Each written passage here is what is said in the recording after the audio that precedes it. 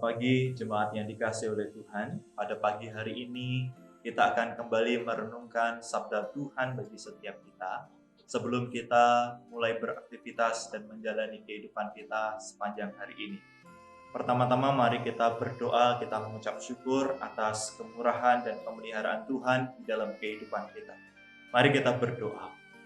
Tuhan, kami bersyukur buat pagi yang indah ini ya Tuhan. Kami bersyukur kami boleh merasakan tubuh jasmani kami di dalam keadaan yang sehat. Kami bersyukur atas segala pemeliharaan Tuhan bagi setiap kami dimanapun kami berada saat ini. Kami percaya jikalau pagi hari ini kami masih boleh bernafas, kami masih boleh bangun dari istirahat kami dengan kekuatan yang baru. Itu semua karena anugerah dan kasih karunia daripada Tuhan. Kami bersyukur di dalam situasi yang tak menentu, di dalam situasi yang penuh dengan pergumulan ini, Tuhan senantiasa menopang kami dengan anugerah Tuhan yang luar biasa, sehingga kami boleh dimampukan hidup sampai dengan hari ini. Pada pagi hari ini ya Tuhan, sebelum kami memulai seluruh aktivitas kami rindu kami mendengar sabda-Mu sebagai penuntun di dalam kehidupan kami, supaya kami juga hidup hari lepas hari bertumbuh sebagai anak Tuhan yang bijak di dalam kehidupan kami. Kami menyerahkan waktu perenungan kami pada pagi hari ini ke dalam tangan-Mu ya Tuhan. Biarlah kuasa Tuhan yang tolong kami pada pagi hari ini dan untuk memulai seluruh daripada kehidupan kami sepanjang hari ini. Kami serahkan waktu perenungan kami ke dalam tangan-Mu. Di dalam nama Tuhan kami Yesus Kristus kami berdoa. Amin. Bapak Ibu yang dikasihi oleh Tuhan, pada pagi hari ini kita akan merenungkan kebenaran firman Tuhan sesuai dengan pembacaan Gema hari ini, yaitu terambil dari kitab 1 Samuel pasal yang ketiga. Karena waktu dan karena narasinya cukup panjang, maka saya akan membacakan satu ayat yang akan menjadi satu titik daripada pembahasan kita pada pagi hari ini. Saya akan menitik beratkan di dalam ayat yang ke-13. Kita akan memperhatikan ayat yang ke-13 ini bersama-sama. 1 Samuel pasal 3 ayat yang ke-13. Demikian bunyi firman Tuhan. Sebab telah kuberitahukan kepadanya bahwa aku akan menghukum keluarganya untuk selamanya karena dosa yang telah diketahuinya, yakni bahwa anak-anaknya telah menghujat Allah, tetapi ia tidak memarahi mereka. Sekali lagi saya akan bacakan. Sebab telah kuberitahukan kepadanya bahwa aku akan menghukum keluarganya untuk selamanya karena dosa yang telah diketahuinya, yakni bahwa anak-anaknya telah menghujat Allah, tetapi ia tidak memarahi mereka. Sedemikian jauh pembacaan firman Tuhan pada pagi hari ini. Bapak Ibu Saudara yang dikasihi oleh Tuhan, bagian yang kita dengarkan tadi atau yang saya bacakan merupakan satu pesan yang disampaikan Allah kepada Samuel pada waktu itu. Diceritakan di dalam kisah perikop ini, Samuel kira-kira masih berusia 12 tahun. Dia masih di dalam usia anak-anak. Tetapi dia harus mendengar satu pernyataan dari Allah, kabar yang mungkin bukan kabar yang menyenangkan, mungkin kabar yang buruk bagi Imam Eli yang pada waktu itu sebagai pengasuhnya di kemah suci. Saudara yang dikasihi Tuhan, kabar yang diterima oleh Samuel yang masih anak-anak itu adalah mengenai kabar penghukuman yang akan diberikan oleh Allah terhadap keluarga Eli atau Imam Eli pada waktu itu.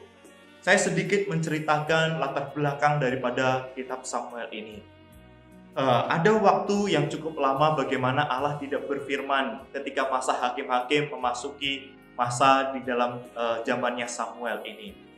Karena ketika waktu itu mereka hidup bukanlah di bawah pemimpin raja, tetapi mereka hidup di dalam kepemimpinan seorang hakim. Nah, Samuel dikatakan sebagai hakim yang terakhir bagi umat Israel. Umat Israel pada waktu itu dikatakan di akhir daripada kitab Hakim-Hakim, mereka hidup sesuai dengan kehendak mereka sendiri. Jadi bukan sebagai satu kesatuan bangsa Israel, tetapi mereka hidup sesuai dengan sukunya masing-masing dan sesuai dengan kemauan mereka sendiri. Diceritakan mereka telah berbuat jahat di mata Tuhan. Nah, di dalam bagian firman Tuhan ini, secara khusus bukan berbicara kepada umat Israel atau suku-suku secara pada umumnya, tetapi di dalam bagian firman Tuhan ini Allah berbicara kepada Samuel mengenai keluarga Imam Eli. Secara khusus apa yang telah dilakukan oleh anak-anak Imam Eli pada waktu itu. Kalau kita mundur di dalam kisah sebelumnya, Hofni dan Pinehas melakukan dosa yang mungkin sangat menjijikkan di mata Tuhan. Mereka menggembungkan badan mereka dengan lemak-lemak persembahan yang seharusnya dipersembahkan kepada Tuhan. Tetapi mereka justru memilih lemak-lemak itu untuk mengenyangkan diri mereka. Tetapi bukan hanya itu dosa yang mereka lakukan. Mereka juga tidur dengan perempuan-perempuan yang melayani pada waktu itu, ataupun perempuan-perempuan yang datang ingin mempersembahkan kurban. Dan itu dilakukan di hadapan Allah ataupun di rumah seorang imam, yaitu Imam Eli.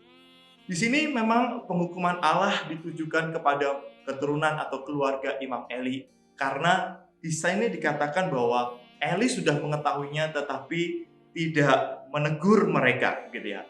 Bukan berarti Eli bukan tidak mengatakan sesuatu kepada anak-anaknya. Kalau kita membaca di dalam bagian sebelumnya, Eli sebenarnya sudah mengatakan atau menegur anak-anak mereka, "Mengapa engkau melakukan ini?" begitu. Tetapi yang dimaksud daripada Tuhan ini bukan hanya sekedar menegur dengan kata-kata, tetapi apakah ada usaha daripada Eli untuk mencegah supaya anak-anak mereka itu tidak lagi melakukan kekejian di mata Tuhan, yaitu mengambil persembahan yang untuk Tuhan ataupun melakukan zina di rumah Allah gitu. Yang dimaksud oleh Tuhan adalah Eli tidak melakukan sesuatu apapun yang membuat anak-anak mereka itu berhenti untuk melakukan dosa-dosa. Eli tidak melakukan satu pencegahan yang real, yang konkret, sehingga anak-anak mereka bertobat dari jalan yang buruk tadi dan kembali kepada Allah. Inilah yang dikritik oleh Allah. Eli sudah tahu mana yang salah, mana yang benar. Tetapi yang dilakukan oleh Eli hanya berkata-kata saja kepada anak-anaknya, tidak melakukan satu upaya yang membuat anak-anaknya betul-betul bertobat atau betul-betul berbalik dari jalannya yang jahat itu. Nah, di sini Samuel sebagai imam ataupun nabi yang masih kecil, yang baru pertama kali mendapatkan penyataan dari Allah, harus menyampaikan satu kabar buruk ini kepada keluarga Eli, bahwa Allah akan menghukum keluarga mereka. Nah, Bapak Ibu Saudara yang dikasihi oleh Tuhan, di dalam bagian ini saya hanya ingin menekankan satu hal, bahwa dosa sangat dibenci oleh Allah, dan Allah akan menghukum setiap orang yang jatuh di dalam dosa. Di dalam kitab Roma kita tahu bahwa hukum dosa gitu ya adalah maut, dan itu pasti akan terjadi gitu. Dan di sini kita juga melihat bahwa nasib daripada Hofni dan Pinehas, daripada keturunan Eli yang akan melanjutkan keimaman itu, benar-benar dihukum Allah, dan pada akhirnya di perikop selanjutnya mereka terbunuh oleh orang-orang Filistin. Dan ini sungguh-sungguh menjadi satu pembelajaran bagi setiap kita, betapa gawatnya dosa itu. Dosa itu mengakibatkan satu kematian. Dosa itu mengakibatkan satu perpisahan daripada Allah. Dosa itu mengakibatkan satu penghukuman. Bahkan jikalau tidak ada pertobatan, maka penghukuman kekal itulah yang akan diterima oleh manusia yang berdosa.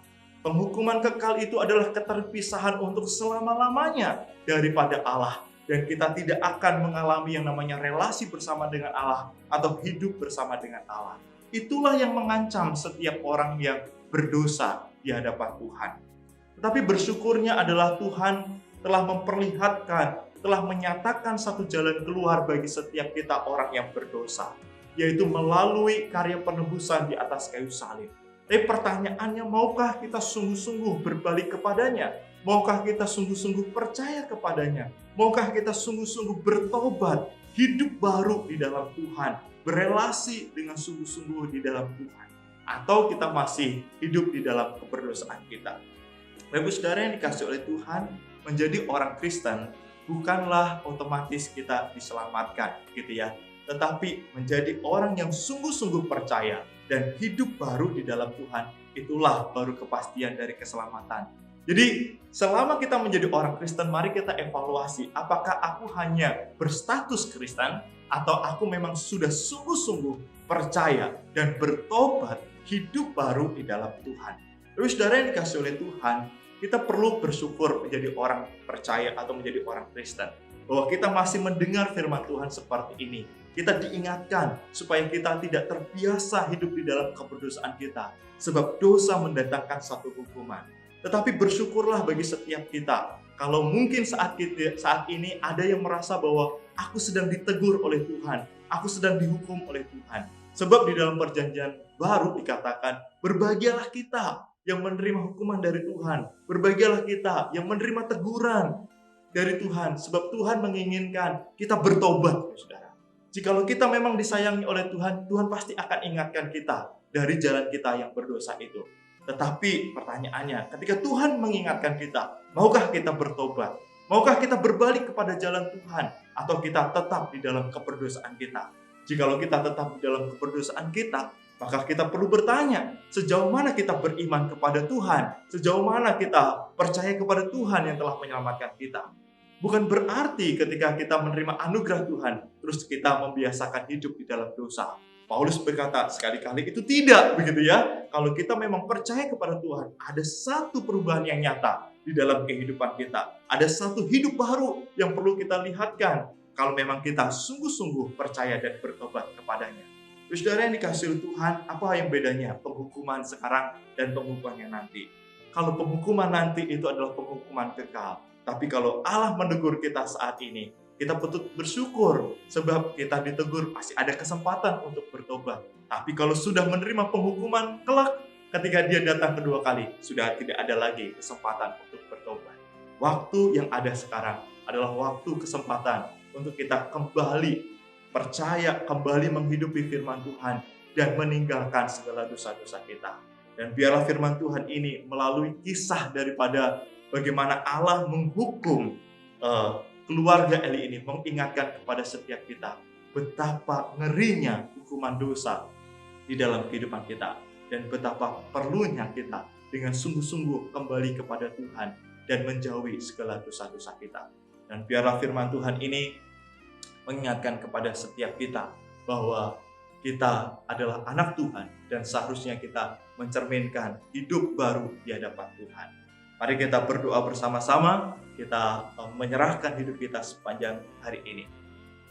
Tuhan, kami bersyukur kepadamu, Tuhan mengingatkan kepada kami pada pagi hari ini tentang satu kisah keluarga Imam Eli, bagaimana mereka membiarkan dosa yang terjadi dalam keluarga mereka, sehingga pada akhirnya mereka mengalami satu penghukuman dari Engkau ya Tuhan. Tuhan, terima kasih melalui kisah ini, kami juga boleh diingatkan bahwa dosa memang mendatangkan hukuman di dalam kehidupan kami. Dan kami tidak menginginkan kami dihukum oleh Tuhan di dalam hukuman yang kekal. Dan pada pagi hari ini ya Tuhan, kami mohon Engkau berikan kekuatan kepada setiap kami, supaya kami boleh menjalani kehidupan hari ini dengan takut akan Tuhan, menjauhi segala dosa-dosa yang mungkin selama ini kami secara diam-diam lakukan ya Tuhan. Biarlah setiap teguran-teguran daripada Tuhan boleh membawa kami hidup baru di dalam Tuhan, dan makin hari kami makin hidup serupa akan Tuhan. Tuhan, kami menyerahkan perjalanan hidup kami sepanjang hari ini ke dalam tangan-Mu. Biarlah Tuhan yang menjagai setiap kami, jauhkan kami dari segala pencobaan, jauhkan dari kami hal-hal yang membuat kami sulit untuk keluar daripada dosa-dosa kami ya Tuhan. Kami menyerahkan hidup kami sepenuhnya ke dalam tangan-Mu ya Tuhan, dalam segala usaha pekerjaan maupun keluarga kami. Kiranya Tuhan yang senantiasa melindungi kami dimanapun kami berada. Inilah doa dan syukur kami kepadamu atas firman yang Engkau berikan bagi setiap kami. Di dalam nama Tuhan kami Yesus Kristus, Allah kami yang hidup, kami berdoa. Amin. Selamat pagi, Tuhan Yesus memberkati.